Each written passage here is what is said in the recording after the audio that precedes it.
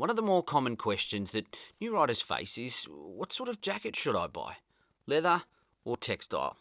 Well, stick around because I'm going to give you my take on a question that damn near outdates the first motorcycle itself.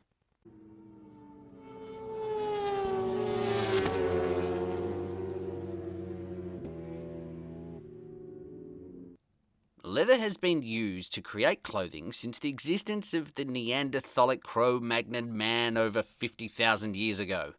Now, these simple folks lived in an era of woolly mammoths and saber-toothed tigers and goddamn 2.5, that's 8-foot long armadillos for crying out loud. Now, if they held the brain power back then to utilise the hide of animals not only for warmth but for protection, you'd like to think it was no fluke that mankind today made the move to use it to protect you against the more modern creation of asphalt. You may believe it or not, but textile protective clothing actually outdates leather protective clothing for motorcycle riders, purely based on the availability, the manufacturing costs, and the price difference between the two mediums.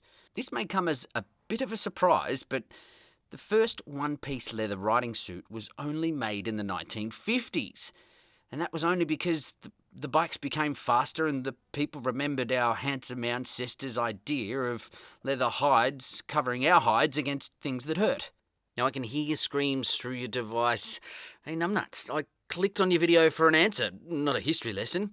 Get to the point, dickhead. And I can hear your jeers and your insults, and I promise that that's the last historical anecdote I'll use. So the answer you've all held on for, which jacket is better? Leather or textile? Well, the answer is quite simple. A leather jacket will always give you better protection than any Kevlar-lined, double-stitch, trademark terminology, fandangled, new age textile ever will. Not sure if you've ever noticed MotoGP riders getting around in textile suits on the racetrack, and there's a damn good reason for it. A leather motorbike jacket will always outperform any textile jacket, period. The resistance to heat and abrasion is what makes the big difference. Textile fibres have teeny tiny gaps between them. Great for airflow, not so good when friction is added with asphalt and speed. The tiny fibres disintegrate quicker than an Alka-Seltzer in a glass of water. Now, before you jump down my throat via the keyboard and comment section, yes, that may have been a slight over-exaggeration to some of the high-end jackets on the market, but I stand by my analogy for the sake of comedic entertainment, and it's partly true.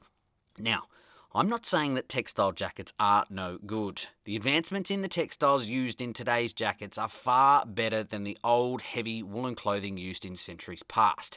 They offer the rider better airflow, multi-seasonal usage, and the ability to be sewn into different shapes, styles, adding pockets, and the ability to dye the fibres to almost any colour. Most of these things leather simply can't do. Textile jackets still go through rigorous testing and they offer great safety, so if you're a sensible rider and you're not carrying on like a wannabe Rossi in suburbia, you'll have more than enough protection. A textile jacket will protect you more than fine. However, a real leather motorcycle jacket offers you the most protection you can get, so if safety is paramount, a leather jacket is truly unrivaled. The ultimate question is not actually which one is better. It's actually what type of rider are you and what type of protection do you need? Answer that and you'll have your answer. So that brings us to the end of this video. A challenging question that's been flipped on its head and thrown back at you, which, by doing so, will give you the answer you were seeking when you clicked on this video. You're so wise. You're like a miniature Buddha covered in hair. So guys, don't forget, on your way out, if you haven't already, hit the subscribe button and the like button. We'll catch you on the next one.